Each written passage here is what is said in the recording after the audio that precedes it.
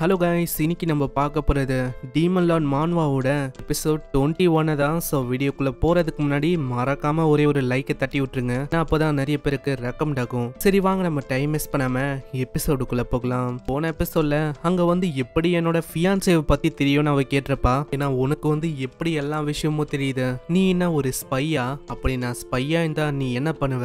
ஆப்வியஸான reason தான், அதாவது நான் இதை தான் பண்ண போகிறேன். தாக்க வர்றதுக்குள்ளேயே ஒரு மிஸ்ட் தடுக்குது. அது வேற யாரும் இல்ல, நம்ம கேலன் தான். எத்தனை வாட்டி உங்ககிட்ட சொல்றது, மாஸ்டரை நீ எத்தனை வாட்டி ஹராஸ் பண்ண போற? ஆனா ஏதோ ஒண்ணு, கேலன் உங்க கூட சண்டை போடுறதும் ஒரு நல்ல விஷயமா தான் இருக்கும். நான் இதுக்காகவும் ரொம்ப நாளாவே காத்து நின்றேன். ஓ அப்படியா? அப்பனா உன்னோட கதையை நான் இங்கேயே முடிச்சிடுறேன். அதே மாதிரி அவங்க ரெண்டு பேரும் மாத்தி மாத்தி சண்டை போடுறாங்க. கட்டத்துல கேலன் ஒரு வித்தியாசமான எனர்ஜியை பயன்படுத்துறான். எனர்ஜி அங்க தூக்கி போட அந்த இடமே தரமட்டமா அழியுது. ஆனா நல்ல வேலை நம்ம சிரிக்க அங்க டாச் பண்ணிடுறா. கேலன் நான் எதிர்பார்க்கல அந்த அட்டாக் இந்த அளவுக்கு பயங்கரமா இருக்கும்னு. இது என் மேல பட்டிருந்தா அவ்வளவுதான், நான் கண்டிப்பா காலி ஆயிட்டு இருப்பேன். ஆனா கேலன் அங்க கவலைப்படுறா. ஏன்னா அவ கொல்ல ட்ரை பண்ணியும் அங்க படல. ஏன்னா அது ஒரு பயங்கரமான அட்டாக். அது டீமன் லார்ட் மாதிரி இருக்கிற ஆளுங்க, அவங்களால தான் அந்த அட்டாக்கை பிளாக்கே பண்ண முடியும். அங்க கேலனும் சொல்றா, ஹேய் நீ ப்ரிப்பேர் பண்ணிக்கணும். அதாவது நான் இன்னமும் என்னோட பலமான அட்டாக் எல்லாம் பண்ணல. இது வார்ம் அப் தான். இதுக்கு மேலதான் நான் பயங்கரமான அட்டாக் பண்ண போறேன். இதுக்குள்ள ஒரு வாய்ஸ் கேக்குது, டீமன் பிளேட் கண்ட்ரோல். சொன்ன செகண்டே கேலன் அப்படியே கீழே விழுறா. இங்க ரெண்டு பேரும் சண்டை போறத நிறுத்துறீங்களா? நான் நம்மளே இங்க ஒளிஞ்சுன்னு இருக்கோம். ஆனா நீங்க பண்ற வேலையால நம்மளோட லொகேஷன் எல்லாருக்குமே தெரிஞ்சு போயிடும். அதனால நம்ம வேற ஒரு இடத்துக்கு தான் போகணும்னு நினைக்கிறேன். இதுக்கப்புறம் அவன் உள்ள போவானா, அங்க பார்த்தா ஒரு வாய்ஸ் கேக்குது, அட சீனியர் நீங்க வந்துட்டீங்களா? நான் எதிர்பார்க்கல. போன வாட்டி பார்த்ததை விட இந்த வாட்டி உங்களோட ஃபேமிலி அது நல்லாவே வளர்ந்துருக்கு. அதே மாதிரி என்ன மன்னிச்சிருங்க, நான் சடனா இங்க அப்பியர் ஆயிட்டேன். இதை கேட்டு நம்ம ஹீரோ ரொம்ப ஆச்சரியமாவறான். ஏன்னா அந்த பேரியரையும் தாண்டி இவ வந்திருக்கா. அதுக்கு மேல நம்ம இங்கதான் இருக்கணும், இந்த இடம் இவளுக்கு எப்படி தெரியும்? அதுவா, இந்த மாதிரி என் கிட்ட நிறையவே டேலண்ட் இருக்கு. அதுல இந்த கண்டுபிடிக்கிறதும் ஒரு டேலண்ட் தான். ஆனா இப்போ நீங்க கவலைப்பட வேணாம், என்னை தாண்டி வேற யாருக்கும் இந்த இடம் தெரியாது. தெரியாதோ ஒண்ணு, நீ எதுக்காக இங்க வந்திருக்க? அதுவா, உங்களுக்கு தேங்க்ஸ் சொல்லலாம் தான் வந்தேன். நான் அவளுக்கும் பெருசா எந்த விதமான விஷயமும் பண்ணலையே, அப்புறம் எதுக்கு தேங்க்ஸ் சொல்றதுக்கு வந்திருக்கீங்க? எல்லா விஷயமும் தெரியும். அந்த நாள் அன்னைக்கு நீங்க எனக்குள்ள அப்படியே வந்தீங்க. கேட்டோன்னே நம்ம ஆலியா, அங்க இருக்கிற பிரெயின், இன்னசென்டான நானாவை தவிர அங்க இருக்கிற எல்லாருமே நம்ம ஹீரோவை ஒரு மாதிரி பாக்குறாங்க. அப்புறம் தான் ஹீரோக்கே புரியுது, அந்த இடத்துல அவன் மயங்கி போயிருப்பால, அங்க அவனோட பவரை செலுத்திருப்பான். அதனால தான் இவளால கண்டுபிடிக்க முடிஞ்சிருக்கும். இவளால ஏகப்பட்ட எலமெண்ட்டை கண்ட்ரோல் பண்ண முடியும். ஹீரோவோட மானா லைட்டா உள்ள இருந்திருக்குமா, அதை வச்சுதான் ட்ராக் பண்ணி இங்க வந்திருப்பா. சிம்பிளா சொன்னா, எனக்கு இது என்னோட கிராண்ட் ஃபாதர் வழியா கிடைச்ச ஒரு கிஃப்ட் மாதிரி தான் இது.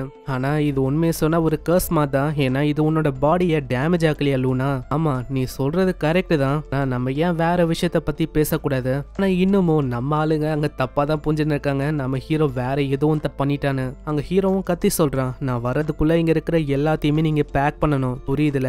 ஆனா நம்ம எங்க போறோம் அந்த விஷயத்த பத்தி நீங்க சொல்லவே இல்லையே. வேற எங்க, நம்ம அகாடமிக்கு தான் போறோம். அகாடமின்னு கேட்டோனே வேலியாக்கு அவ்வளவு சந்தோஷம். அவ ரொம்ப சந்தோஷமா வரா. அவ்வளவுதான், இதுக்கு மேல என்னோட மாஸ்டரை நான் தினமும் பாத்துக்கலாம். அதே மாதிரி பிரெயினுக்கு வித்தியாசமான சாப்பாடையும் கொடுக்கலாம். இதனால பிரெயினோட மூஞ்சி அங்க மாத்து. அதுக்கப்புறம் போற வழியில அவகிட்ட அவன் கேக்குறான், ஆமா நீ எப்படி என்ன கண்டுபிடிச்ச? எப்படின்னா இது வழியதான் அந்த டார்க் எலிமெண்ட் அவ வெளியில அப்படியே எத்தனை வரா. ஸ்டார்டிங்ல நான் பார்க்கும் போது இது சாதாரணமான டார்க் எலிமெண்ட் அப்படின்னு தான் நான் யோசிச்சேன். நான் யோசிச்ச மாதிரி இல்ல. ஏன்னா நீ எனக்குள்ள உன்னோட மானவ அப்படியே ஃபியூஸ் பண்ணல. சோ அப்பதான் எனக்கு தெரிய வந்தது இது ரொம்ப வித்தியாசமானதுன்னு. இதை பார்த்து ஹீரோ ரொம்ப ஷாக் ஆகுறான். ஏன்னா இவளால இதெல்லாம் கண்டுபிடிக்க முடியுது. அப்பனா எனக்கு நல்லாவே புரியுது நீ எதுக்காக என் கிட்ட வந்திருக்கன்னு. இந்த விஷயத்த அவங்க கிட்ட அப்ப சொல்ல போறியா? இல்ல அப்படியெல்லாம் ஒண்ணும் இல்ல. நான் எதுக்கு இந்த விஷயத்த அவங்க கிட்ட சொல்லணும்? அது உண்மையிலேயே இங்க தான் இருக்கு. ஆனா நம்ம ஹீரோக்கு அவன் எதுக்கு இப்படி சொல்றான்னு தெரியல. அப்புறம் தான் அங்க லூனாவே சொல்றா, ஏன்னா நீ என்னோட பெயினை ஓவர் கம் பண்ணிருக்க. இப்பதான் லூனாவோட உடம்ப பத்தி நம்மளுக்கு சொல்றாங்க. லூனாவோட பாடி எப்படின்னா ஒரு பாயில் ஆகுற ஒரு பாட்டு மாதிரி தான். உள்ள ஏகப்பட்ட எலமெண்ட்டும் ஃபியூஸ் ஆயிருக்கு. இது எப்போ வலியும் அது எப்போ விழும் அது எதுவுமே தெரியாது. எப்படி மூடி வச்சு ப்ரெஷர் பண்ணுவாங்க அந்த மாதிரி தான் இவளுக்கு ஃபீல் ஆகும். அடிக்கடி அது வலியவும் ஆரம்பிக்கும். இதே மாதிரி போச்சுன்னா லூனா கண்டிப்பா இறந்து போயிடுவா. ஆனா லூனாவை என்னோட கண்கள் வழியா பார்க்கும் போது எனக்கு ஒரே ஒரு விஷயம் புரிஞ்சுது. லூனாவும் என்ன மாதிரி தான் எல்லாருமே பப்பட் மாதிரி லூனாவை ஆட்டி படைக்கிறாங்க. ஆனா லூனா நீ எதுக்கு என் கிட்ட தேங்க்ஸ் சொல்ற? நான் எதுவுமே அந்த அளவுக்கு பெருசா எதுவும் பண்ணல. சோ எனக்கு தேவை நீ என்னோட சீக்கிரட்டா வச்சுக்கோ, அதுவே எனக்கு போதும். ஹீரோ போயிடறானா அங்க லூனா யோசிக்கிறான், எதிர்பார்க்கல நீங்க இந்த அளவுக்கு ஒரு நல்ல பர்சனா இருப்பீங்கன்னு சீனியர். நெக்ஸ்ட் சீன்ல லூனாவோட அப்பா அங்க பயங்கரமா கத்துறாரு. ஆமா எங்கதான் அவ போனா? அவளை உங்களால இன்னுமா கண்டுபிடிக்க முடியல?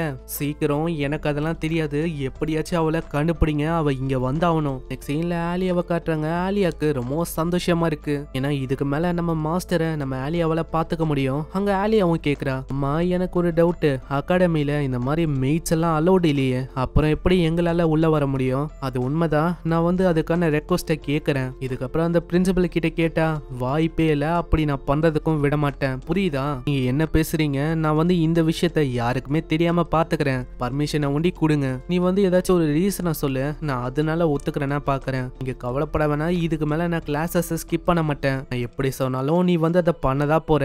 சரி, ஏதோ ஒண்ணு, நீ வந்து இந்த விஷயத்த சொல்லு. இந்த பேன் குயிக் ஆஃப் பிளட் இதுக்கும் ஏதாச்சும் சம்மந்தம் இருக்கா? உண்மையை சொன்னா எனக்கும் அதுக்கும் எந்த விதமான சம்மந்தமும் இல்ல. அதனால கேரண்டியா சொல்ல முடியும், நான் வந்து அதுக்கு பின்னாடி ஒரு மாஸ்டர் மைண்டா இல்ல. நீ வந்து உண்மையை தான் சொல்றியா? ஆமா, நீங்க வந்து என்ன யோசிக்கிறீங்க? நான் வந்து எதுக்காக அந்த மாதிரி விஷயத்த பண்ண போறேன்?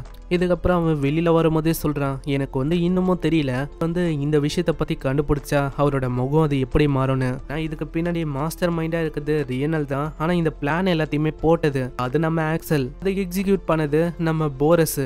முன்னாடி என்னோட வாழ்க்கையில எல்லா கஷ்டமான வேலையும் என் தலையில தூவி விட்டுருவாங்க, நான் தான் எல்லா வேலையும் பண்ற மாதிரி இருக்கும்.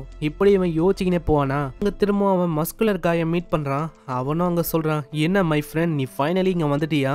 மை ஃப்ரெண்ட், நம்ம ஏன் ரெண்டு பேரும் சண்டை போடக்கூடாது? ஏன்னா நான் வந்து பார்க்கணும் யாரு வந்து ஸ்ட்ராங்னு. இப்பயே ஏதோ ஒண்ணு உன்னை பார்க்கும் போதே தெரியுது நீ கொஞ்சம் பிஸியா இருக்கன்னு.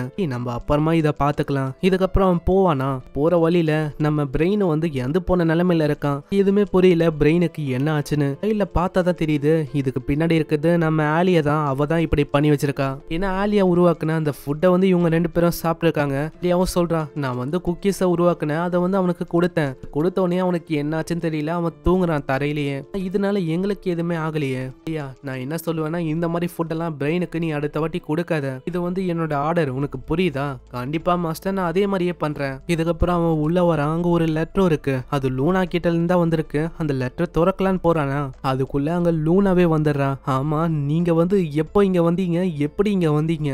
சீனியர், உங்களை வந்து நான் திரும்ப சந்திக்கிறதுக்காக தான் வந்தேன். எப்படி இங்க வந்தேன்னா, என்னோட வீட்டை விட்டு நான் ஓடி வந்துட்டேன். இதுக்கப்புறம் வேற ஒரு சீனை காட்டுறாங்க. அங்க ஒரு 2 பேரு, இல்ல ஒரு வயசானவரும் சொல்றாரு, கூடிய சீக்கிரத்துல காட்ஸ் ஆஃப் காரம் எல்லாருமே இங்க வந்துருவாங்க. இது போதுமா தான் இருக்குமா இதை தடுக்கிறதுக்கு? அவ வேற உங்க அகாடமியோட ஒரு ஸ்டூடெண்ட் தான். வந்து என்ன சொல்றேன், நான் வந்து இதுக்காக எல்லாம் கவலைப்படுவேன்னு சொல்றியா? நான் அவளை மாதிரி ஒரு மாஸ்டருக்காக கவலைப்படுவேனா என்ன? இல்ல, வாய்ப்பே இல்ல. இப்படி இவ சொல்றதோட இங்கே இந்த எபிசோட முடியுது. என்ன விஷயம், ஏன் இப்படி பண்றாங்க, நம்ம லூனா பத்தியா இவங்க பேசுறாங்க, அது எல்லாமே நம்மளுக்கு நெக்ஸ்ட் எபிசோட்ல போக போகதான் புரியும். கொஞ்சம் பொறுமையா வாட்ச் பண்ணுங்க, திரும்பவும் இது ஆக்ரோஷமா போகும். மறக்காம கீழே ஒரே ஒரு லைக்கை போட்டுருங்க. அதே மாதிரி இது வரைக்கும் நம்ம சேனலுக்கு சப்ஸ்கிரைப் பண்ணலையா, சப்ஸ்கிரைப் பண்ணிக்கோங்க. சரி, நான் உங்களை நெக்ஸ்ட் எபிசோட்ல சந்திக்கிறேன். தேங்க்யூ ஃபார் வாட்சிங். சைனரா.